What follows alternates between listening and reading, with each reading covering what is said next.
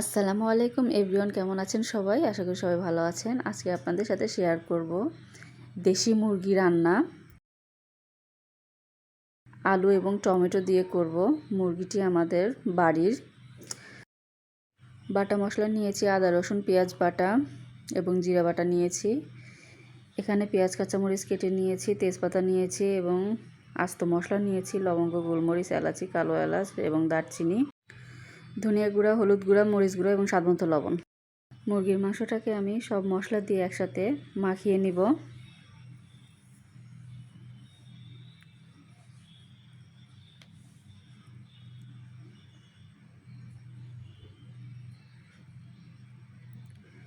আমি এখানে আলুটাকে ভেজে নিয়েছিলাম।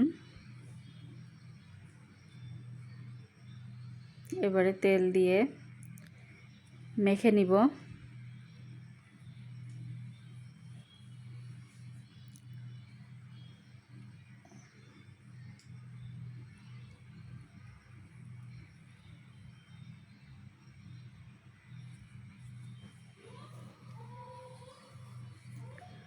মাংস মাখানো হয়ে গেছে। এবারে কড়াইতে তেল দিয়ে দিব। তেলটা গরম হয়ে আসলে মাংসটা ঢেলে দিব।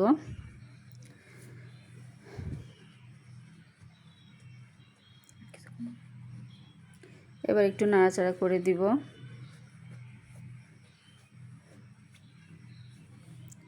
আপনারা কে কে দেশি মুরগি পছন্দ করেন কমেন্টে অবশ্যই জানাবেন। আমাদের বাড়িতে অনেক দেশি মুরগি পোষা হয়, তো সেগুলোই আমরা নিয়ে আসি খাওয়ার জন্য আর কি।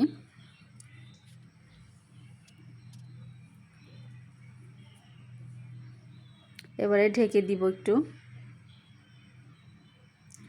ঢাকনা উঠিয়ে এবার নেড়ে চেড়ে দিব। সামান্য পানি দিয়ে কষাবো মাংসটাকে। দেশি মুরগি তাই সিদ্ধ হতে একটু সময় লাগে।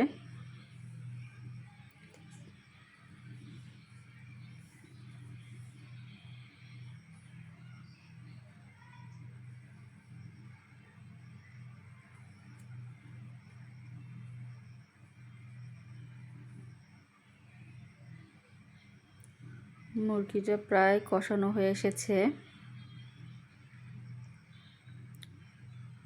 এবারে ঝোল দিয়ে দিব।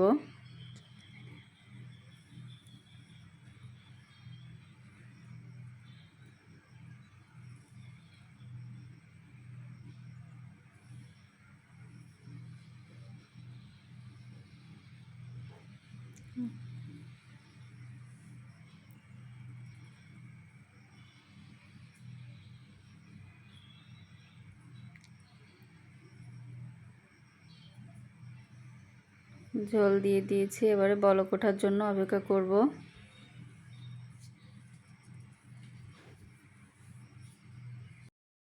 বলক উঠে এসেছে। তরকারির ঝোলটা টেনে আসলে আমি তরকারি নামিয়ে ফেলবো।